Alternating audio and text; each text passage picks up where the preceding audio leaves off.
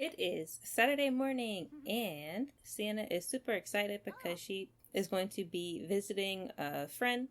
She's going to go to the Akiyama household and spend the afternoon or the morning, I suppose, with Jenna and her kids.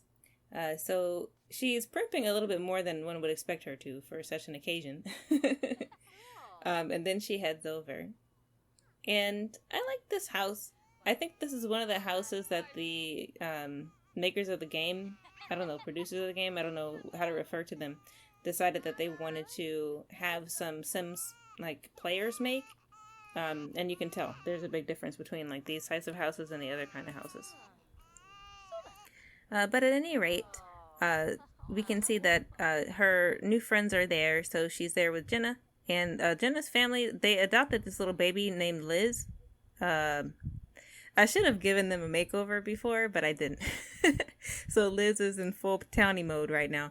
And you can also see that Nalani is here as well. And we're all just going to sort of spend the afternoon together, having a good time, watching TV, having a meal.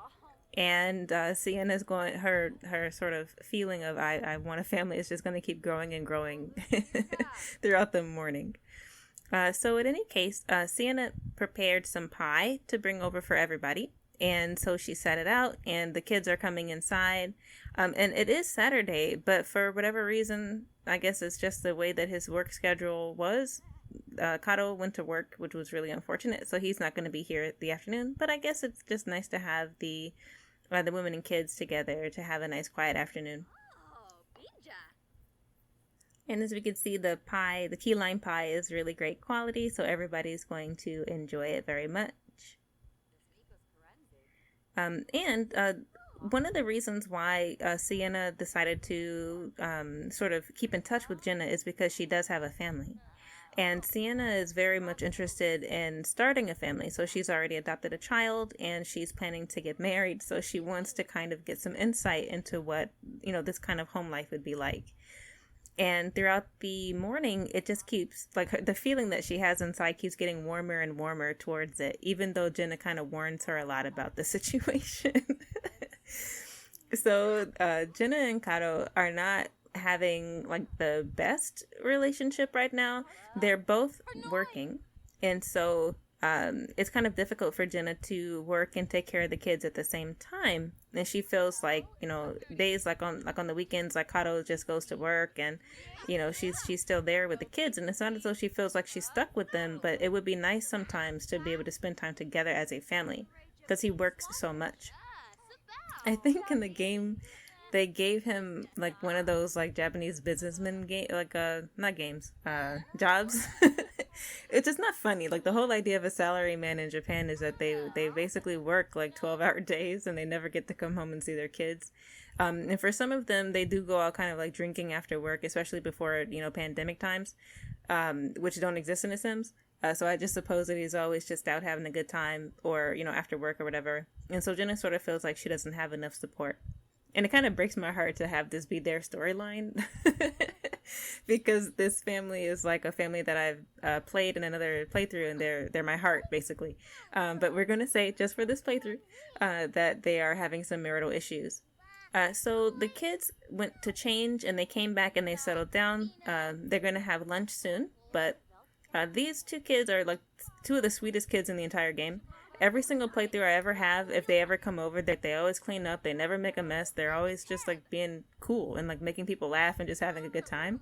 So there's another reason why I like this family.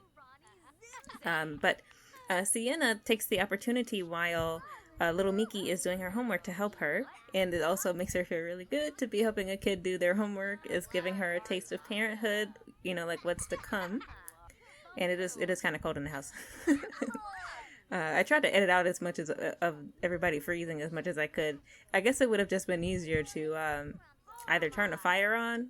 How do you say it? Make a fire? Set a fire? Make a fire? Don't set the fire. We don't want to set the house on fire. But in any case, I didn't have them light a fire in the fireplace, or I didn't give them one of those little thermostat things. So everybody's freezing. So anyway, it's lunchtime, and Sienna decides that she's going to stay And Jenna kind of warns her, like, hey, I'm going to have some people come over a little bit later.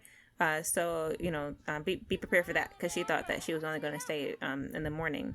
So she makes enough hot pot for everybody. And poor Nalani, I didn't realize that Nalani actually in this game is a mermaid.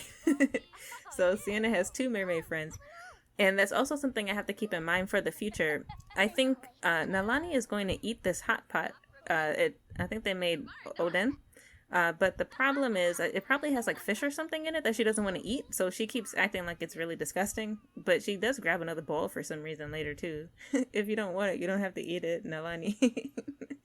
But anyway, and I was hoping that the toddler would eat with them. It wasn't that I was expecting him to actually sit at the table, but it would have been nice for him to be able to grab his own bowl. But I guess it's not really, I don't know, a thing that toddlers do. I wouldn't want my little toddler to come grab their own hot pot either. But at the same time, the baby can't eat, so it's just kind of strange. He's just kind of standing there telling stories and making everybody laugh. Okay. And so then Sienna does feel like it's a little bit of a handful to be in a house full of kids. The baby's crying. I didn't realize the baby was crying when I was doing the playthrough. If I had noticed, I definitely would have done something about it. So I apologize. But anyway, this is what it would be like to have a full house, to have friends over, to have people having a meal together. And Sienna is all in. She's like, wow, yeah, this is exactly what I want in the future. Like, so she's thinking about this. And so she's kind of asking Jenna and Alani, like, hey guys, like recently I've been having a little bit of like a relationship trouble. As you know, I chose Kohei, and they're like, yeah, we know you chose Kohei. She's like, but things aren't working out as well as I thought that they were going to. And so then Jenna's like, these types of things you have to give time. They take time, because like me and Kato, we were deeply in love in the beginning, but like later on, things, our emotions kind of cooled off a little bit, but of course we're a happy family. She wouldn't just admit that they're not in front of the babies. But just because things don't seem like they're all there in the beginning doesn't mean that they're so terrible. So anyway, Sienna notices that the people that Jenna mentioned were going to come over are starting to arrive, and the baby's just crying in the living room. So we're going to attend to the baby in a bit. But she sees this child and she's like, oh, hi, what's your name? Are you like friends with the family? And she's like, yeah, I'm friends with Miki and Taku or whatever. And so then Sienna decides to talk to her for a little bit. And she's like, is that your baby? And Sienna's like, yeah, that's my baby. And she's like, he's really cute. And she's like, oh, thank you so much, And so this little girl, actually, I think her name is Nanami or something like that. She is a kleptomaniac, so she will not be hanging out or anything of the sort in this playthrough. And so Sienna kind of picks up on that kind of energy. And so they're not getting along the best. I'll just put it that way. So Sienna's like, this is not a child I would prefer to have in my house or whatever. But she seems like I don't know. She's a friend of this family, so I'm not going to say anything while I'm here. But I'm not feeling the vibes. And Nanami also wasn't feeling her. She was kind of feeling nagged a little bit. So anyway, Jenna comes to help out with the baby, probably because she was sick of the baby crying. I don't blame her. I don't know why I didn't notice the baby was crying so much. But anyway, so basically, Sienna's like, so what do you think I should do?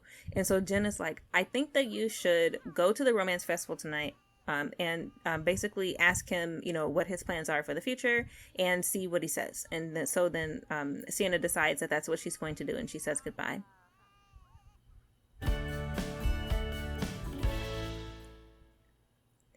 All right, so it's the afternoon, and it's a lovely day, and Sienna is meeting her mom after her mom's trip to the doctor's office.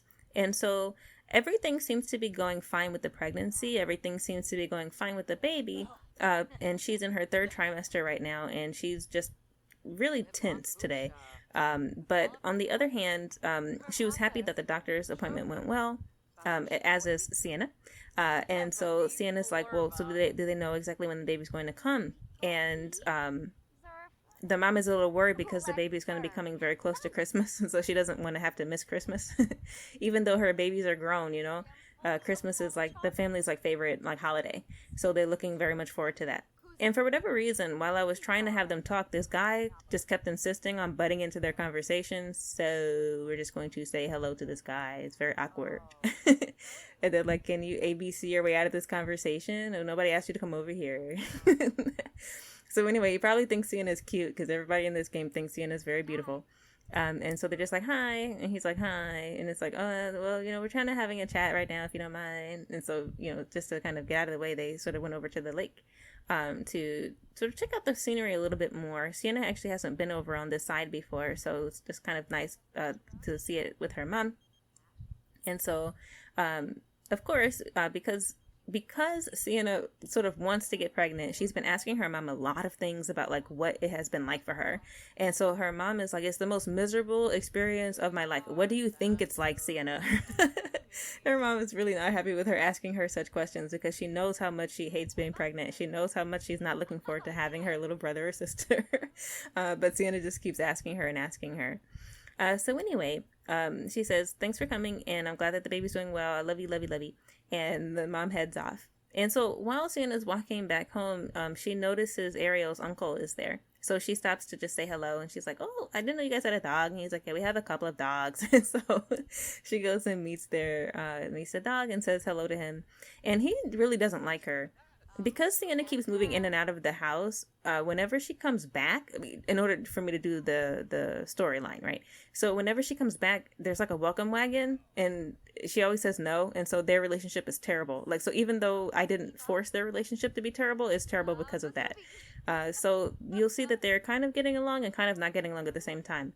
And so then out of nowhere, this guy comes by and starts yelling at this guy. He's like, keep your darn dog off my lawn. And this guy's like, look, I'm tired of telling you every time. We don't bring her over there on purpose, right? This guy's butting in. So anyway, Brant asked for some pictures of the baby. And Sienna's like, okay, I'll send you a few pictures of the baby. I understand that you guys are still upset about what happened. But, the baby's doing well. Ariel comes every once in a while and she, talks with the baby and everything's fine. He's like, okay, well, thank you for the pictures. I appreciate it. She's like, oh, this is not an obnoxious voice I'm trying to do to be him. It's literally just the voice that's coming out right now. Please don't think it's like, like to be rude about him or anything. So anyway, so she heads home just to brush her teeth so that she's nice and fresh for the romance festival. But unfortunately, Kohei sent her a message telling her that he's going to be late. And she's like, are you serious? And he's like, well, I have to work. So she heads to the romance festival and she'll spend the first part of the romance festival alone, basically. So rude of Kohei. He couldn't even leave work early for her. All right, so she's going to have a little sip of this stuff. And she loves the atmosphere here. She thinks it's great and so romantic, and she wishes that she could have gotten there a little bit earlier. And because Kohei was already like, I can't get there too early, and she's like, that's fine, I'll wait for you. And then he's also like, I'm still gonna be late, and she's like, oh my gosh. So here's the romance guru lady. Oh, if you don't mind. Sienna's not feeling that at all. Oh my goodness. Okay, bye, Eureka. I forgot her name. Okay, so Sienna goes to say hello to the romance guru lady. And she's like, hey, can you give me some advice about romance and the like? And the lady's like, I see big things in your future. She's like, I see marriage in your future, but I see trouble at the altar. And so Sienna's like, whoa, really? And she's like, yes. So if I were you, I wouldn't make any snap judgments. And Sienna's like, oh, that's some really good advice from the romance guru lady. And this is her real advice. I think my advice is better. Okay, so anyway, Sienna goes over to the little wedding arch so she can fantasize about weddings. So she's she's still feeling a little bit excited about it, but at the same time, she's like, Sienna, don't rush into it. Okay, so she's still waiting for Kohei. There's been no call so far, so she decides to cheer herself up a little bit with some consumerism, as we do. So she buys a few things as a souvenir for having come to the romance festival. Hello, hello. Oh, thank you. And she's also going to grab some dango. Actually, dango are gross. I don't know if you've ever had them. There's this kind of sticky rice gluten-y kind of food that they enjoy in Japan called mochi. And I don't like it. It's not my thing. It's so chewy. And I remember when I first bought it at the grocery store, it looked like this kind, and it I thought it was sweet, like because it seemed like it was a kind of dessert, but it wasn't. It was like soy sauce flavor. It was a miserable time. So yeah, I'm not a big fan of dango, but I think that Sienna would like them, just because she's like a foodie. All right, so we see that Kohei has come, and she's like, "Why didn't he call me?" And so she goes over to him, and she's like, "Hey, hi." And he's like, "Oh, hey, how are you doing?" And then she notices that he's trying to sell this painting, and she's like, "Are you serious? Like, you can't just come here and have a good time with me?" And so then he's like, "Don't worry about it. You know, this is just a great little business opportunity. You never know when you can make some money." Is his kind of attitude about it. And he's like, "I'm here, aren't I?" And she's like, "Yeah, I guess you are." So anyway, since he is there, it is very late. It's got to be like midnight or something. But she decides to make the most of it. The atmosphere is so romantic. The music is nice. The scenery is nice. And she just decides, okay, we're going to have a good time regardless. You know, I am glad that you did make it at all, is the kind of attitude that she has about it. And so Kohei is not really into this kind of thing. He understands dates. He doesn't mind going on dates, but how can I put it? He's not a very romantic person himself. So it never would have been like his idea to come to something like a romance festival. But, you know, for him, he appreciates the fact that he was invited and, you know, he came for a reason, even though there was an ulterior motive. And he likes spending time with Sienna. Like, he likes being romantic with Sienna. But actually, they haven't had any relations since the first time. And so Sienna was kind of hoping that they could, you know, that she could sort of go home with him. I forgot to mention earlier that the baby is technically still at home, but we're saying in the storyline that he stayed with Jenna. And so he's like, "Oh, I'm sorry, but you know, I still have a little bit more work to do or whatever. So, like, if you don't mind, I'm just gonna call it a night." And so she's like, "Okay, well, I guess I'll call it a night too." And so he heads home. And so Sienna tries to keep a brave face, but she realizes after a while that she's really unhappy about the fact that the evening did not go the way that she expected. So we're going to leave Sienna here, a little pouty, going home on her own on the romance festival night. Thank you so much for joining me in this video, and I hope to see you again in the next one.